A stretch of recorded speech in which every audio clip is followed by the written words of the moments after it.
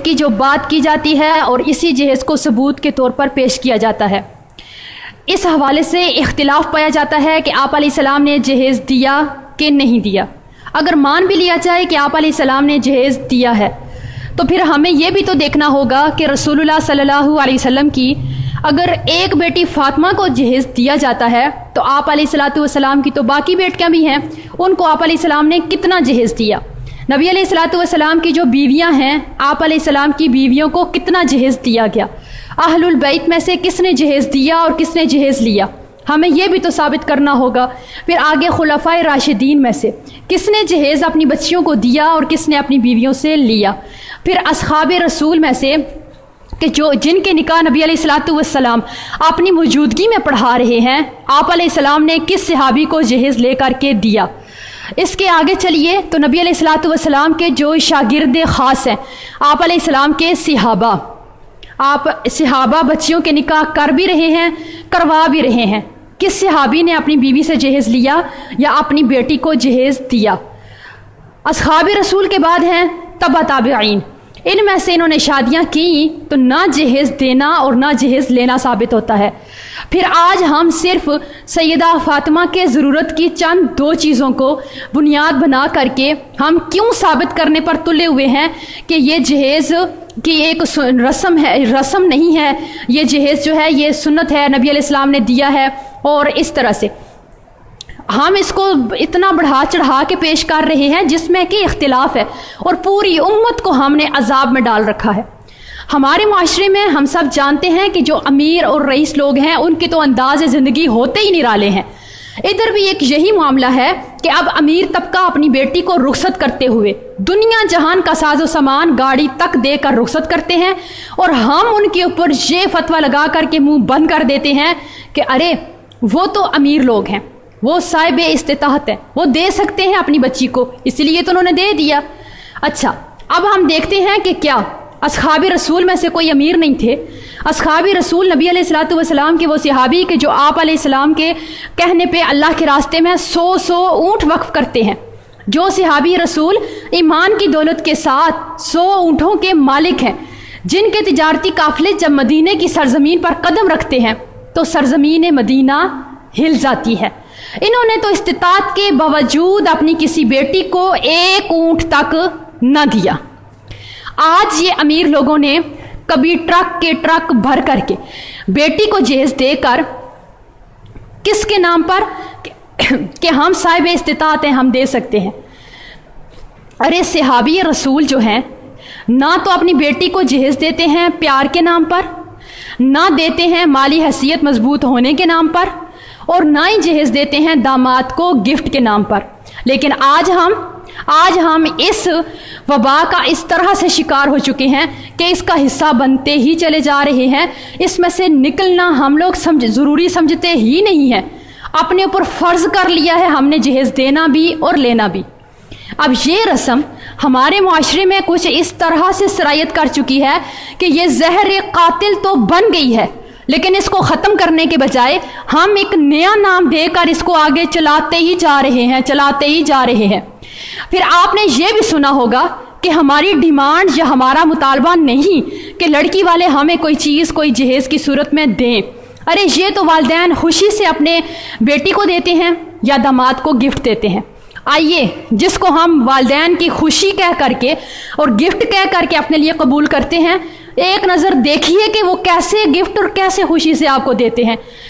एक बेवा औरत जिसके सर पे ताज नहीं है, सर का ताज दुनिया से जा चुका है, अब क्या है, इसकी 2 से 4 बेटियां हैं, अब इसने शादी करनी है पहली बेटी की। इसको सारी रात ये बात सताती है कि मैं सुबह किसके सामने जाके अपनी इज्जत नफ्स को मार करके, अपने ज़मीर को मार करके, नज़रें झुका के उसके सामने हाथ फैलाऊं कि मेरी बेटी का निकाह है, मुझे कुछ ना कुछ तावन कीजिए, मेरी बेटी की शादी के लिए मेरे साथ जहेज़ तैयार करवा दीजिए। किसी के घर जाके वो बेचारी माँ चारपाई मांग रही है, किसी से बेड मांग रही है, किसी से बर्तन और किसी से सिलाई मशीन मांग रही है। इस तरह से वो मांग के सबके सामने अपनी इज्जत को मार के, अपनी शर्म को मार के वो एक बच्ची का जहेज़ तैयार कर रही है। इधर देखिए कि आपका मुतालबा तो नहीं है ना, वो तो आपको खुशी से दे रहे हैं ना, तो आपका मुतालबा नहीं है تو آپ ان کو منع نہیں کر سکتے کہ ہمارا مطالبہ نہیں، آپ کی بے بسی اور غریبی، آپ کے حالات ہم جانتے ہیں، آپ کسی طرح کا کوئی چیز بھی اپنی بچی کو نہ دیجیے گا۔ اور یہ خوشی، ارے پوچھئے اس بیوہ سے کہ یہ کیسی خوشی ہے، سمجھیے اس بات کو کہ وہ کس طرح کی خوشی، وہ کیسے دے رہی ہے آپ کو، کس طرح سے پورا کر رہی ہے اپنی بچی کا جہیز، اور آپ اس کو نام دے رہے ہو کہ وہ خوشی سے دے رہی ہے۔ ارے آج ہم اتنے خود غرض کیوں بن چکے ہیں؟ ہمیں تو اسلام نے ہماری مثال دی تھی جسم واحد کی طرح، لیکن آج ہم اس ایک رسم کی وجہ سے نہ جانے کتنی زندگیاں ہم نے عذاب بنا کے رکھتی ہیں۔ ذرا مجھے بتائیے تو صحیح نا، اس ایک والد کی بات سنیے جس کی 4 بیٹیاں ہیں اور یہی ان کا سرپرست ہے۔ اب اس والد کے پاس زندگی میں اتنی گنجائش ہی نہیں ہے کہ وہ یہ جہیز جیسی چیز کو پورا کر کے اپنی بیٹیوں کو اپنے گھر سے اپنی زندگی میں رخصت کرے۔ لیکن اگر اس کی آج ڈیتھ ہو جاتی ہے، اس کے گھر میں 4 بچیاں جوان ہیں، اب آپ بتائیے کہ ان بچیوں کا سرپرست کون ہوگا؟ ان بچیوں کی ضروریات زندگی کون پوری کرے گا؟ ان کے سر پر دست شفقت کون رکھے گا؟ ان کو اس معاشرے کے الزاموں کی بارش سے کون بچائے گا؟ کون ہے جو ان کا آج ذمہ دار بنے اور ان کی اجڑتی زندگیوں کو بچا لے؟ اس قاتل رسم کو ہمیں جڑ سے ختم کرنا ہوگا، اور اس کو ختم کرنے میں اپنا کردار ادا کرنا ہے، اور اس میں سب سے زیادہ کردار ادا کرنا تھا ہمارے علماء کرام کو، کیونکہ دنیا دار لوگوں کا تو اس کے ساتھ کوئی تعلق ہی نہیں، انہوں نے تو جہیز دینا ہی ہے اور وہ دیتے بھی ہیں۔ لیکن افسوس تو اس بات کا ہے، بڑے افسوس کے ساتھ یہ بات کہنا پڑ رہی ہے کہ اس جہیز جیسی رسم کو تقویت دینے والے بھی یہ ہمارے دیندار علماء حضرات ہی ہیں، کہ جو حضرت فاطمہ کو 2-4 چیزیں استعمال میں دی گئی تھیں، یہ اسی کو بنیاد بنا کر کے ایک اختلافی مسئلے کو کہ دی بھی گئی تھیں کہ نہیں دی گئی تھیں، اسی کو بنیاد بنا کر کے ساری غریب عوام کی بچیوں کی زندگیاں باپ کی دہلیز پر گزارنے پر مجبور کر دیا گیا ہے ان کو، کہ یہ بچیاں اور یہ باپ کسی مسیحا کے انتظار میں ساری زندگی برباد کر دیتے ہیں، صرف اسی وجہ سے کہ ان کے پاس جہیز تیار کرنے کے لیے کچھ ہوتا نہیں ہے۔ اگر یہ اتنی ہی ضروری چیز ہوتی، یہ سنت ہوتی، تو باقی صحابہ کرام آپ علیہ السلام کی ایک سنت کو پورا کرنے پر جان کی پرواہ کیے بغیر سنت پورا کیا کرتے تھے۔ لیکن آج کیا وجہ ہے کہ کسی بھی صحابی سے اس سنت پر عمل کرنے کا کوئی بھی جواز ہمیں نہیں ملتا، کوئی بھی جواز نہیں ملتا۔ کوئی اور بھی تو مثال پیش کیجئے نا اس جہیز کی رسم کو ثابت کرنے کے لیے، اس کو سنت ثابت کرنے کے لیے۔ بہرحال میرا یہاں پہ یہ مسئلہ ہے ہی نہیں ہے کہ جہیز جائز ہے کہ نہیں جائز ہے، میں صرف آپ کی توجہ دلانا چاہتی ہوں اس ایک گھر کی طرف جس گھر میں 4 بیٹیاں اور 4 بہنیں ہیں، کفالت کرنے والا صرف ایک بھائی ہے۔ اب آپ اس بھائی کو یہ حل بتائیے نا کہ وہ 4 بچیوں کا جہیز تیار کرے گا، 4 بہنوں کا جہیز تیار کرے گا، یا وہ اپنے گھر کے روزمرہ کے اخراجات پورے کرے گا، یا وہ اپنے گھر والوں کے پیٹ پالے گا؟ وہ کیا کرے گا؟ کس طرح سے وہ جہیز تیار کرے گا؟ اللہ نہ کرے اگر وہ بھائی جو کہ ان 8 عورتوں کا اکیلا کفیل ہے، اس دنیا سے موت آ جاتی ہے، وہ رخصت ہو جاتا ہے، ان لوگوں کا کون سرپرست بنے گا؟ میں آپ کو صرف یہ سمجھانا چاہ رہی ہوں کہ خدا را ان لوگوں کا آپ سہارا بنیے۔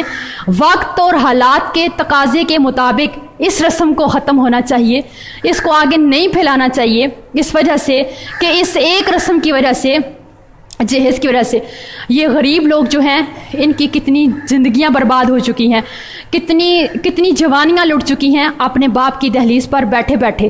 اب ہمیں یہ بھی تو ہمیں دیکھنا ہوگا کہ جو غریب بچیوں کی شادیاں نہیں ہو پا رہی ہیں، ان کا ذمہ دار کون ہے؟ کون ہے ان کا ذمہ دار؟ نہیں پوچھا جائے گا کیا ہم سے؟ تو اس لیے آپ جائز اور ناجائز کی بحث کو بہت دور چھوڑ دیجئے۔ یہ وقت اور حالات کا تقاضا ہے کہ ان غریب لوگوں کے لیے کچھ کیا جائے، ان کے مسائل کو سمجھا جائے، ان کی آواز بن جائیں ہم لوگ، اور ان کا سہارا بن جائیں ہم لوگ۔ ان کو اس جو لاکھوں ٹن ان کے اوپر جہیز کا بوجھ ڈال دیا گیا ہے، اس سے ہم سب مل کے ان کو نکالیں، اور بالکل اس طرح سے بالکل اسی طرح سے کہ جس طرح سے ہم اپنے لیے دکھ اور درد کے ساتھ کوئی کام کرتے ہیں، اس غریب عوام کے لیے بھی کچھ کیا جائے، ان کا سہارا بنا جائے، کیونکہ آپ سب بدل سکتے ہیں، آپ بدل سکتے ہیں، آپ یہ کر سکتے ہیں۔ ایسی خواتین کا ہاتھ تھامیے، ان کو عزت دیجیے، ان کو نکاح میں لائیے۔ اب ہمارے معاشرے میں یہ جو جتنی بھی بڑھتی ہوئی یہ قاتل رسم ہے، اس کو آپ قابو کیجیے، اس کو ختم کرنے میں پیش ہوئیے۔ آج ہم کیوں اتنے خود غرض ہو گئے؟ ہمیں کیوں نہیں نظر آتا؟ سوچئے تو صحیح، ان بچیوں کا آخر کیا قصور ہے جن کی زندگی صرف والدین کی غربت کی وجہ سے برباد ہو رہی ہے؟ معاشرے میں ایسی لاکھوں نوجوان بچیاں آپ کی مدد کی منتظر ہیں۔ خدا را جائیے، بن جائیے، غریب خواتین کا، غریب بچیوں کا سہارا بنیے۔ جیسے ہم خوش ہیں بالکل ایسے ہی ان کو بھی خوش رہنے کا حق دیجیے، بغیر جہیز کے ان کو نکاح میں لائیے، والدین کو بھی ان کا بھی بوجھ کم کیجیے اور ان بچیوں کا سہارا بنیے۔ شاید کہ تیرے دل میں اتر جائے میری بات۔